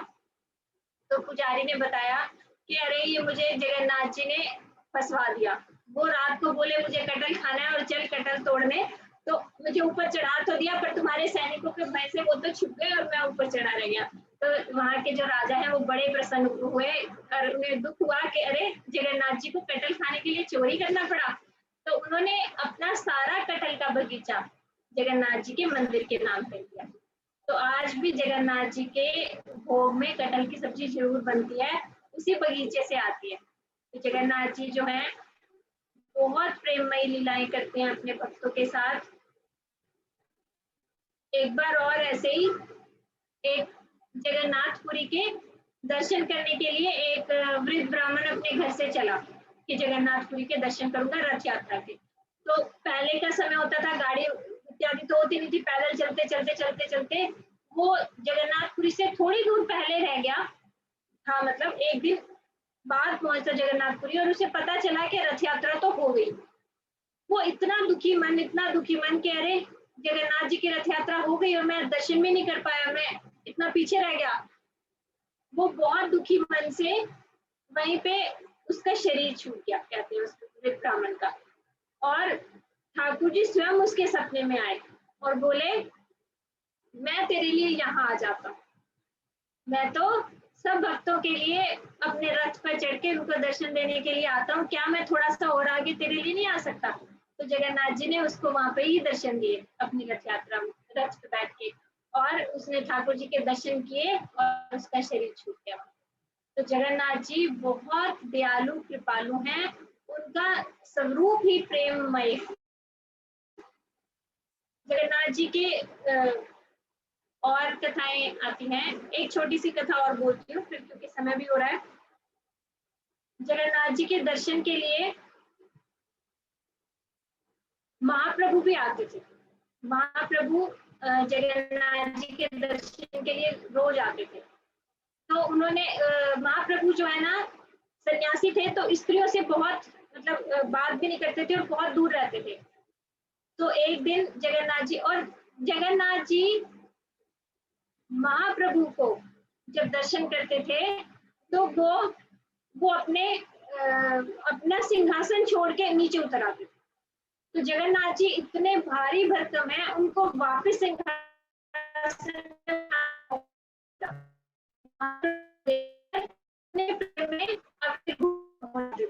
अभिभूत हो जाते थे। तो वहां पे ना एक रस्सी लगा रखी थी कि इसके आगे महाप्रभु ने नहीं जाना, बस इतनी दूरी तक ही महाप्रभु जो है ना उनका दर्शन कर सकते हैं। वो वहीं पे खड़े होके महाप्रभु जगन्नाथ जी का दर्शन करते रहते थे। और जगन्नाथ जी के मंदिर आप कभी जाओ ना तो उसकी चौखट को ध्यान से देखना, उसकी चौखट पत्थर की है और वो पत्थर पिघले हुए हैं। वो पत्थर कैसे पिघले हुए हैं? महाप्रभु उसे जब जगन्नाथ जी को देखते थे तो इतना रोते थे कि उनके विरह में पत्थर भी पिघल जाते। महाप्रभु उसको चौखट को पकड़ के ही रोते रहते थे। और वो चौखट को आप जरूर हाथ लगा कर देखना, कहीं कहीं से वो पिघली हुई है। तो एक बार एक बूढ़ी अम्मा, मतलब भीड़ बहुत थी, तो उसने जगन्नाथ जी के दर्शन करने थे और उसे कहीं से कुछ दिखाई नहीं दे रहा था, तो उसने क्या किया, वो महाप्रभु के कंधे पे चढ़ गई और जगन्नाथ जी के दर्शन कर लिए। तो जो महाप्रभु के अन्य सेवकगण हैं उनको एकदम से लगा कि अरे महाप्रभु का स्त्री स्पर्श हो गया, वो एकदम से हटाने लगे, अम्मा देख कहाँ खड़ी है। तो महाप्रभु ने उन्हें रोक दिया। महाप्रभु बोले नहीं, इसको ये पता ही नहीं है कि ये किसके ऊपर खड़ी है, और दूसरा ये भगवान के दर्शन के लिए इतनी आतुर है कि इसे समझ ही नहीं आ रहा है ये किसी इंसान के ऊपर चढ़ी हुई है कि लकड़ी के ऊपर चढ़ी हुई है कि पत्थर के ऊपर चढ़ी हुई है। तो यदि कोई इतनी प्रेममयी भावना से ठाकुर जी का दर्शन कर रहा हो तो उसे डिस्टर्ब नहीं करना चाहिए, उसे रोकना नहीं चाहिए, इसे दर्शन करने दो। तो ऐसे ऐसे भक्त जगन्नाथ जी के प्रेम में अभिभूत होकर जगन्नाथ जी के दर्शन के लिए आते हैं। बहुत दूर दूर से, आप सबने सुना होगा जगन्नाथ जी की रथ यात्रा हमारा विश्व का सबसे बड़ा फेस्टिवल माना जाता है कि इतने ज्यादा लोग यहाँ पर आते हैं, इतने भक्त आते हैं और निर्विघ्न रूप से कैसे ये सब जगन्नाथ जी ठीक एकदम से अच्छे से संपन्न करवा देते हैं। जगन्नाथ जी अपने भक्तों के ना पूर्ण वशीभूत हो जाते हैं। कहते हैं जगन्नाथ जी को कोई रथ पे बिठा नहीं सकता जब तक उनकी मर्जी नहीं हो। कई बार ऐसा हुआ है कि जगन्नाथ जी का रथ गुंडीचा मंदिर तक पहुंचा ही नहीं, रास्ते में ही रुक जाता है। राजा ने हाथी लगवा दिए, घोड़े लगवा दिए कितने रस्सी खींचने के लिए, पर जगन्नाथ जी का रथ टस से मस भी नहीं होता। जब जगन्नाथ जी चाहते हैं वैसे चलते हैं। और जगन्नाथ जी के जो सेवकगण होते हैं ना, वो उनको एक छोटी छोटी डंडियां सबने ले रखी होती है, वो ऐसे मारते, चलते क्यों नहीं, चलते क्यों नहीं। देखो मतलब जगन्नाथ जी इतना प्रेम स्वरूप के अपने भक्तों की पिटाई भी खा लेते हैं अपने भक्तों से। वो पिटाई कर रहे हैं कि देर हो गई जगन्नाथ जी, गुंडीचा मंदिर पहुंचना है, कब रथ पे बैठोगे। आप देखना जगन्नाथ रथ यात्रा में रथ पे बैठते बैठते ही ठाकुर जी 2-3 बजा देते हैं, रथ पे ही नहीं बैठते। और जब उनको लाया जाता है ना बाहर, तो देखना ऐसे ऐसे चलते हैं, ऐसे बिल्कुल ऐसे मस्त हाथी की तरह से लुढ़कते पुढ़कते। तो कहते हैं ऐसे क्यों चलते हैं, क्योंकि वो प्रेम से भरे होते हैं। जैसे कहते हैं ना प्रेम में पागल, मतलब चलने का होश ही नहीं कि कहाँ पांव पड़ रहे हैं कहाँ। ऐसे हमारे जगन्नाथ जी ऐसे लुढ़कते पुढ़कते करके किसी तरह उन्हें जगन्नाथ जी रथ पे बिठाया जाता है, फिर बलदेव जी को बिठाया जाता है, सुभद्रा जी को बिठाया जाता है और फिर खींच के उनको गुंडीचा मंदिर तक ले जाया जाता है। और कई बार तो गुंडीचा मंदिर के अंदर भी नहीं ले जाते उन्हें, क्योंकि मंदिर तक पहुंचने में इतनी रात हो जाती है और इतने थक जाते हैं, उन्हें बाहर ही छोड़ दिया जाता है। ठाकुर जी खुले आसमान में रथ पे ऐसे ही बैठे हैं। क्यों? क्योंकि वो चाहते हैं कि मंदिर में चला जाऊंगा और थोड़ी सी रिस्ट्रिक्शन हो जाएंगी, कोई आएगा मंदिर में कोई नहीं आएगा, और रात को हो सकते हैं ये लोग दर्शन भी बंद कर दे पंडित, तो मैं आज पूरी रात जो है रथ पे बैठा हूँ। पूरी रात वो रथ पे बैठे रहते हैं, अगले दिन सुबह उन्हें मंदिर के अंदर लेके जाया जाता है। वो चाहते हैं कि हम उनसे प्रेम करें, क्योंकि वो प्रेम देने के लिए ही इस जगन्नाथ जी के रूप में अवतरित हुए। तो जगन्नाथ बलदेव सुभद्रा जी की जय। हम 2 मिनट का कीर्तन कर लेते हैं जगन्नाथ जी के लिए। जय जगन्नाथ जय जगन्नाथ, जय बलदेव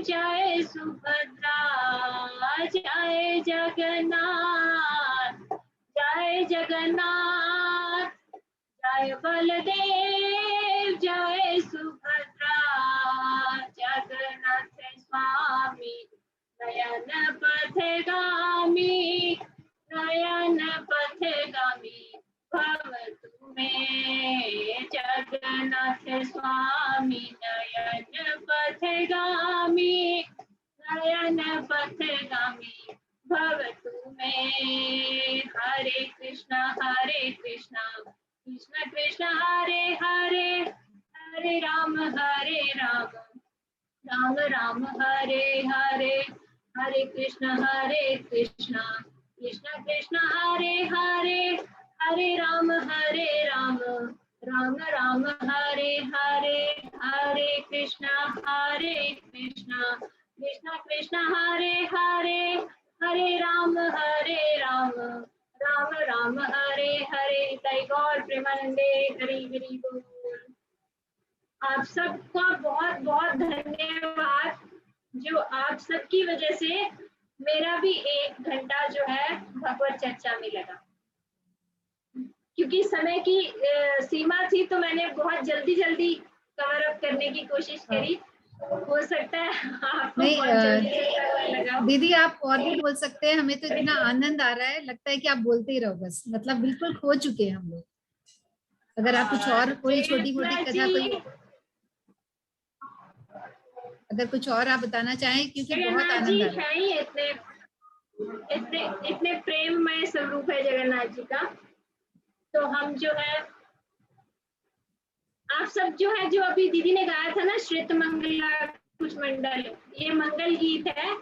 दीदी आप इन सबको कैसे ना कैसे अवेलेबल करवा देना, चाहे तो स्क्रीन सेव कर लो या जो भी है। आप सब ये गाना जगन्नाथ जी के लिए, ये जगन्नाथ जी को इतना प्रिय है कि इसको सुनने के लिए जगन्नाथ जी स्वयं आते। आपको जब पता नहीं पाएंगे तो क्या आप वो नहीं सुनाओगे? उसे तो जरूर सुनाओगे ना, कि कंफर्मेशन है कि ये सुनने तो आएंगे ही आएंगे जगन्नाथ जी। तो दीदी ने जैसे बताया कि वो बैंगन के खेत में एक देवदासी गा रही थी मंगल गीत, और जगन्नाथ जी को मंगल गीत इतना प्रिय है कि वो पीछे पीछे चले गए। और जब अगले दिन सुबह ये दरवाजा खोला पुजारी ने, क्योंकि रात को ही श्रृंगार किया था, नए वस्त्र पहनाए थे, तो उन्होंने देखा जगन्नाथ जी के वस्त्र फटे हुए। तो उन्होंने राजा को बताया, दिखाया कि देखो जगन्नाथ जी के वस्त्र फटे हुए हैं। तो राजा आके मंदिर में उन्होंने बहुत प्रार्थना करी और पूछा कि जगन्नाथ जी आपको क्या कष्ट है, आपके कपड़े कैसे फट गए? तो वो ऐसे प्रार्थना करते करते रोते रोते सो गया। तो उनके स्वप्न में आके जगन्नाथ जी ने बताया कष्ट नहीं है, ये तो मंगल गीत एक देवदासी गा रही थी और मैं वो सुनने के लिए उसके पीछे पीछे चला गया, और मुझे पता ही नहीं चला वो रास्ते में एक बैंगन का खेत था, और बैंगन के पेड़ में जैसे कांटे होते हैं, तो वो कांटे मेरे कपड़ों में लग गए और मेरे कपड़े फट गए। तब से जगन्नाथपुरी के राजा ने ये आदेश लिखवा दिया कि ये मंगल गीत जहां तहां ना गाया जाए। जगन्नाथ जी को कष्ट ना हो कि कहीं भी तुम खड़े होके गा रहे हो, जगन्नाथ जी को वहां ऐसी वैसी जगह में आना पड़े। ये मंगल गीत केवल और केवल जहाँ पे ठाकुर जी हो, राधा कृष्ण हो, जगन्नाथ जी हो, वहीं पे गाना। तो इतना प्रिय मंगल गीत ठाकुर जी का, जगन्नाथ जी का है, तो हमें वो जरूर गाना चाहिए सुबह सुबह। और जगन्नाथ जी का जो है, एक और छोटी सी एक कथा है। जगन्नाथ जी के दर्शन के लिए साउथ इंडिया का ब्राह्मण आया। जैसे आप सबको पता है कि साउथ इंडिया के लोग जो होते हैं ना, वो रूल्स रेगुलेशन के बहुत पक्के होते हैं, कि उन्हें सब कुछ पता होता है कि ठाकुर जी की सेवा कैसे की जाए, क्या अपराध है क्या है, वो विधि मार्ग से चलते हैं। वो तो उन्होंने आके देखा कि जगन्नाथ जी के कपड़ों में स्टार्च लगा हुआ है। मांड लगाते हैं ना अपने कपड़ों में, तो ठाकुर जी के कपड़ों में मांड लगाया हुआ है। मांड लगे हुए कपड़े उसने देख लिए और उनके मन में ऐसा खराब लगा कि अरे, यहाँ के पुजारियों को इतना भी नहीं ज्ञान कि ठाकुर जी के कपड़ों पे स्टार्च नहीं लगाते। वो कहते हैं अशुद्ध हो जाते हैं ठाकुर जी के कपड़ों पे अगर स्टार्च लगा दे तो बोले क्या, ऐसे मन खराब करके और चले गए। और रात को जगन्नाथ जी उसके सपने में आए और आके उसके गालों पे इतने गुलचे मारे कि सुबह जब वो उठे पंडा तो उनका मुंह इतना सूजा हुआ। जगन्नाथ जी ने बोला तुझे क्या पता मुझे क्या पसंद है, मेरे भक्त ने इतने प्रेम से पहनाया था तो मुझे अच्छा लग रहा था, वो स्टार्च का कपड़ा भी, तू बीच में कौन। तो वो सुबह उठ के आए और उन्होंने आके क्षमा मांगी जगन्नाथ जी से, जगन्नाथ जी आपके यहाँ पे कोई विधि नहीं चलती, आप जो हो प्रेम से ही सबको अपनाते हो, प्रेम से ही सेवा लेते हो, तो जैसा आपकी मर्जी। तो जगन्नाथ जी इतना प्रेम करने वाले ठाकुर जी, प्रेम से भरे हुए, प्रेम सा पिंगला रूप उनका। अब जब भी उनका दर्शन करो ना तो यही याद रखना कि ये तो प्रेम में पिघला हुआ रूप है भगवान का, गलित रूप। ठीक है दीदी, हरे कृष्णा। हरे कृष्णा। धन्यवाद दीदी, बहुत अच्छे से आपने एक एक चीज को समझाया, मतलब बिल्कुल ऐसा लग रहा है कि आप रुको ही मत, सुनते ही जाएं सुनते ही जाएं, इतना आनंद आ रहा है। और बहुत ही आनंद है, मतलब इतनी छोटी छोटी कथाएं इतनी अच्छे से आपने बताई, बहुत ही आनंद, मुझे तो पर्सनली बहुत आनंद आ रहा है क्योंकि मैं जाकर भी आई हूँ वहां पे। और ये सब हमने गुरुजी से सुना है, गुरुजी ने ही हमारे अंदर भरा हुआ है, उन्होंने इतना सुनाया हुआ है जो हम बोल पा रहे हैं, सब गुरुजी की कृपा है। बिल्कुल हमारे दीदी। महर्षि जगन्नाथ रथ यात्रा है ना, उसमें बहुत सारी कथाएं हैं, आप वो भी पढ़ सकते हैं। ऑडियो बुक्स भी आई है, पूज्य बाबा सिद्धांति महाराज जी की ऑडियो बुक आई है, आप दीदी अच्छा उनको भी शेयर करना, जगन्नाथ अच्छा यात्रा की। तो अच्छा। पढ़ने का टाइम नहीं मिलता तो अपना कान में लगा के काम करते करते सुन लो। सही बात है, बिल्कुल बिल्कुल, बहुत अच्छा, बहुत ही अच्छा। तो आपने कितने अच्छी तरीके से हमको इनके जो पिघला हुआ रूप जो है, प्रेम में पिघला हुआ रूप, किस तरीके से ये रूप इनको मिला, और पूरा कितनी अच्छे से कथा सुनाई आपने, किस तरह से दारू भ्रम नीम की लकड़ी से इनको बनाया गया, और किस तरह से दरवाजा बंद करके, और वो जो बूढ़े आदमी जो थे, जो पूरा इनको बना रहे थे, और किस तरीके से अचानक से दरवाजा, उनकी लीला थी, जगन्नाथ जी की लीला थी कि उनको उतना वैसा ही रूप उनको चाहिए था, तो किस तरीके से उनको वो रूप मिला, आपने बहुत अच्छे से बताया। और फिर आपने गुंडीचा मार्जन के बारे में बताया कि जब जगन्नाथ जी वहां पे जाते हैं तो गुंडीचा मंदिर जो है वो वृंदावन का स्वरूप है, और जो जगन्नाथ जी का जो मेन मंदिर है पूरी वाला, वो अपना द्वारिका का स्वरूप है। तो गुंडीचा मार्जन के समय किस तरह से महाप्रभु ने हमें शिक्षाएं दी हैं, किस तरह से उन्होंने बताया है कि हमको हर काम करते समय हर तरह से हमें भगवान का नाम लेना है। जैसे अभी दीदी ने बताया कि हम लोग ये जो मंगल गीत है ये हमें हर कहीं नहीं गाना है, मैं भी शायद पहले एक बार इस बात को बात कर चुकी हूँ, मंगल गीत हम गा चुके हैं, तो पर भगवान का नाम हम हर अवस्था में हर कभी ले सकते हैं। मंगल गीत नहीं गाना है हमें, मंगल गीत को तो हमें सोच समझ के किसी ढंग की जगह से ही उसको हम गाएं, ताकि अगर भगवान वहां पे सुनने के लिए आए तो उन्हें कष्ट ना हो। पर हम भगवान का नाम कहीं पे भी ले सकते हैं, किसी भी अवस्था में ले सकते हैं, इसके लिए कोई भी समय काल और किसी भी तरह की पाबंदी नहीं है। तो हमको चैतन्य महाप्रभु जी ने भी इस तरह से शिक्षाएं दी हैं कि हमें सफाई करते करते भी, कुछ भी काम करते करते भी हमेशा भगवान का नाम लेना है, निरंतर हमें भगवान का नाम लेते ही रहना है। और जिस तरीके से उन्होंने गुंडीचा मंदिर की सफाई करी, जिस तरीके से वहां पे जाके चैतन्य महाप्रभु ने स्वयं, जैसे कि पुरी का राजा जो है वो स्वयं वहां पे मंदिर की सफाई करता है, इस तरीके से हम सबको भी अपने अपने घरों की सफाई करनी है, जगन्नाथ जी को प्रवेश दिलाने के लिए, और अपने हृदय की भी सफाई करनी है। हमारे हृदय में जो करोड़ों जन्मों से धूल जमी हुई है, हमें उसे थोड़ा थोड़ा थोड़ा साफ करने की कोशिश करनी है, ताकि हम जगन्नाथ जी को प्रवेश दे सकें और हम भी उनकी थोड़ी सी प्रेम भक्ति जो है हम प्राप्त कर सकें। और आपने बताया कि किस तरीके से 108 घड़ों से उनको नहलाया जाता है और पूर्णिमा के दिन, और फिर वो बीमार पड़ जाते हैं 15 दिन तक, और किस तरीके से उनकी सिंपल बिल्कुल जो बीमारी के समय भोग लगता है उस तरह का उनको भोग लगता है। और बहुत अच्छे से, मतलब ये सब जगन्नाथ जी की लीलाएं हैं, तो वो कहाँ बीमार, जगन्नाथ जी क्या बीमार पड़ेंगे। तो ये बहुत सारी लीलाओं के बारे में, किस तरीके से लक्ष्मी जी आई और आपस में पंडों की लड़ाई हुई, ये सारी बातें आपने बताई। और एक बहुत इंपॉर्टेंट बात जो आपने बताई कि क्योंकि गुंडीचा जो मार्जन हो रहा है, जो गुंडीचा मंदिर है वो वृंदावन स्वरूप है, तो वहां पे जगन्नाथ जी का फूलों से श्रृंगार होता है।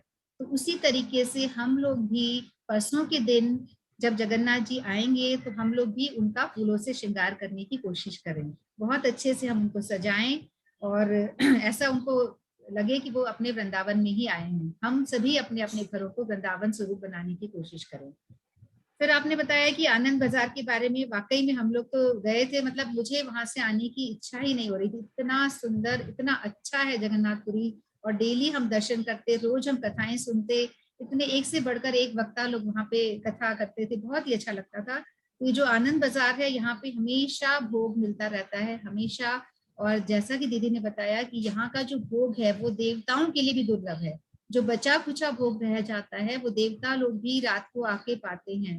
तो सोचो हम लोगों की कितना बड़ा सौभाग्य है कि हम लोग यहाँ भारत देश में, और जहाँ पे पूरी जगन्नाथ जी स्वयं आके विराजमान हैं, तो हमारा कितना कितना बड़ा सौभाग्य है।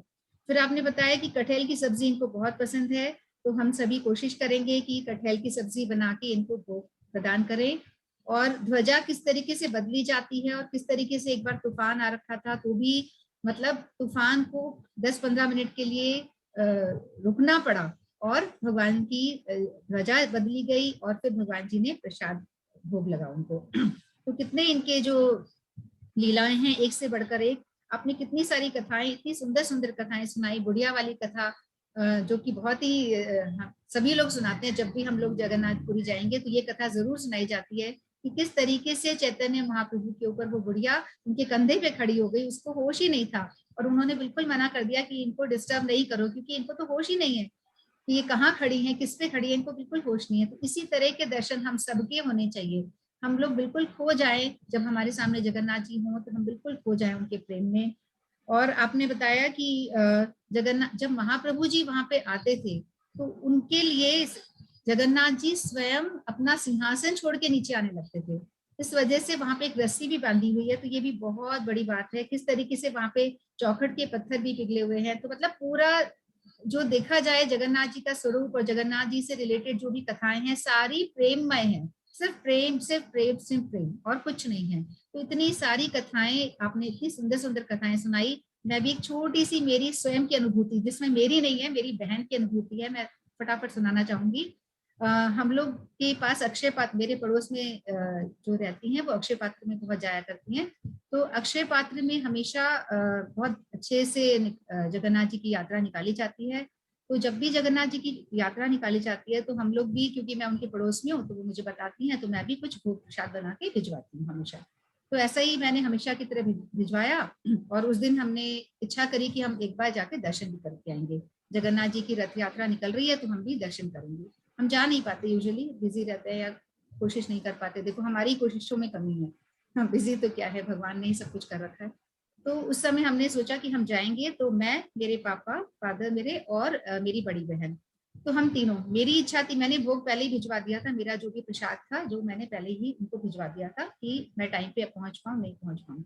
और मेरी बहन, जो बड़ी बहन है, उनके मन में ये था कि वो हमेशा ये बोलती थी कि जगन्नाथ जी की रस्सी खींचनी चाहिए, ऐसे हमेशा बोलती थी। तो उनके, वो उस भाव से गई। मेरे मन में ये भाव था ही नहीं कि रस्सी खींचनी चाहिए, मेरे को कुछ इतना पता नहीं। मैंने तो अपना भोग पहुंचा दिया, जगन्नाथ जी मेरा भोग स्वीकार करेंगे, मैं उनके दर्शन करूंगी, मेरे में बस इतना ही भाव था। मेरे पापा हमारे साथ गए, वो गोविंद देव जी के दर्शन करने के चक्कर में गए कि उनको गोविंद देव, क्योंकि गोविंद देव जी के मंदिर के पास में ही कहीं पे रथ यात्रा विश्राम करने वाली थी। तो हमने सोचा कि पापा को दर्शन भी करा देंगे और हम लोग जगन्नाथ यात्रा को अटेंड कर लेंगे। तो इस तरह से हमारा प्लान था। हम तीनों गए, हमने गोविंद देव जी के दर्शन किए, पापा को दर्शन कराए। जब हम जा रहे थे तो रास्ते में ही जगन्नाथ जी की यात्रा निकल रही थी, हम लोग लेट हो गए थे थोड़े, क्योंकि पापा को बहुत दिक्कत थी, पापा को कुछ प्रॉब्लम थी चलने में, तो हम लोग उतर नहीं सकते थे। तो हमने दर्शन वहीं पे किए, और फिर हम गोविंद देव जी के मंदिर गए और पापा को दर्शन कराए। फिर पापा चल नहीं सकते थे, हमने कहा पापा आप यहीं विश्राम करो, हम 2 मिनट में आते हैं।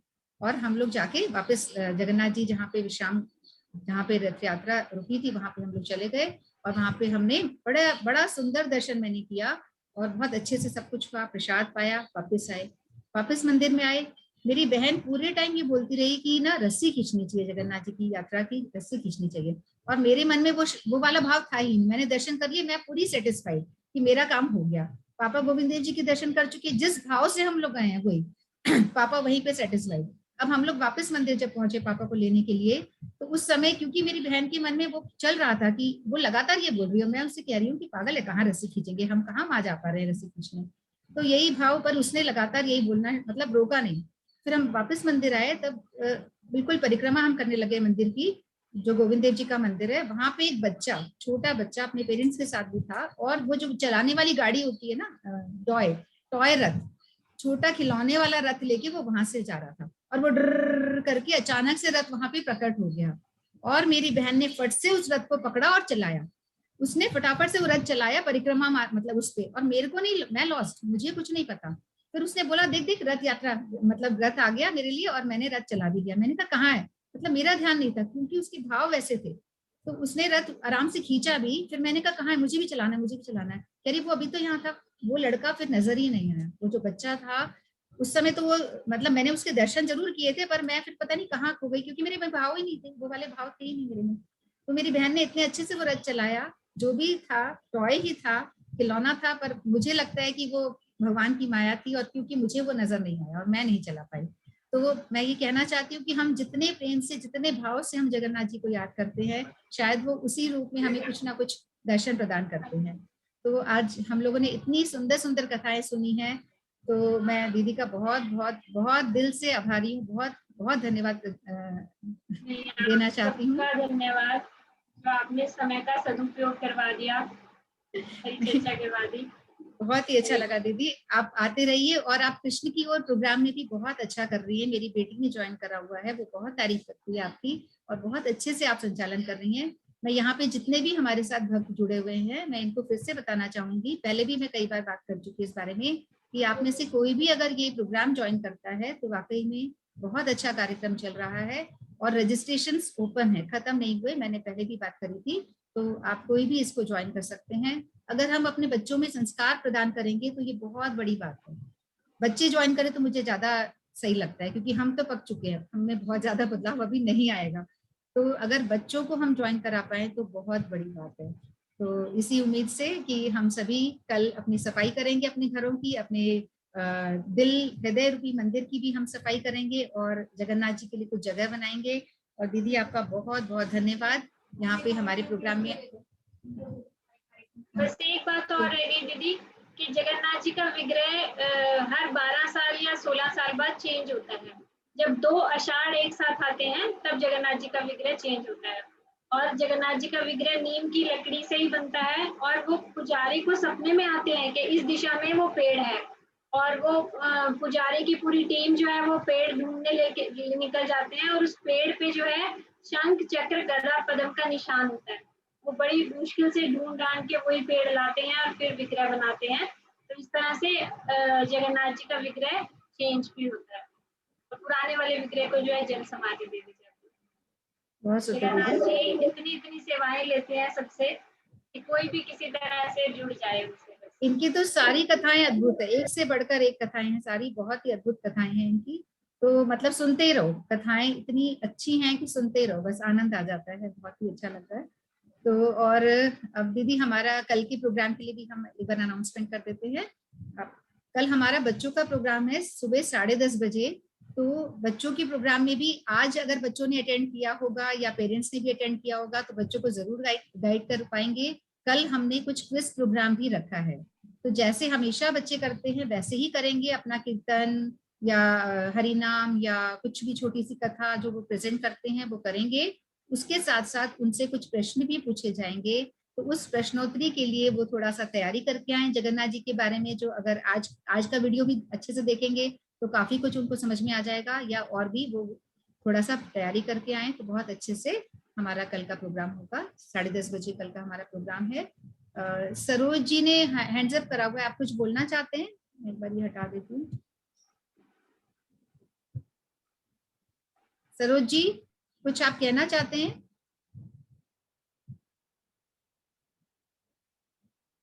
नहीं, ठीक है दीदी, बहुत बहुत धन्यवाद आपका, यहाँ अपने जो बिजी शेड्यूल में से समय निकाल के आप पधारे और इतनी ज्ञान की बातें हमें दी, बहुत बहुत धन्यवाद। हरे कृष्णा। तो किसी और को कुछ पूछना तो नहीं है ना, हम लोग प्रोग्राम को विराम दें? किसी के कोई सवाल है तो कर सकते हैं। धन्यवाद विशाखा दीदी को, बहुत बहुत थैंक यू, बहुत थैंक यू। बहुत बहुत थैंक यू मैम, बहुत अच्छा बताया, very nice, very nice, thank you the. Thank you ma'am, thank you ma'am, बहुत अच्छा कथा सुनाई आपने। बहुत अच्छा लगा सुनने में मैम। जय श्री कृष्णा। जय श्री कृष्णा। तो सभी की तरफ से फिर से आपको बहुत बहुत धन्यवाद। हम प्रोग्राम को विराम देते हैं अभी। बहुत हरे अच्छा कृष्णा। लगा। हरे कृष्णा, हरे कृष्णा। सभी गुरुवर्गों की जय, समागत भक्त वृंद की जय, हमारी विशाखा दीदी की जय। श्री गौर प्रेमानंदे हरि हरि बोल। श्री गौर प्रेमानंदे हरि हरि बोल। हरि हरि बोल। हरे कृष्णा, हरे कृष्णा।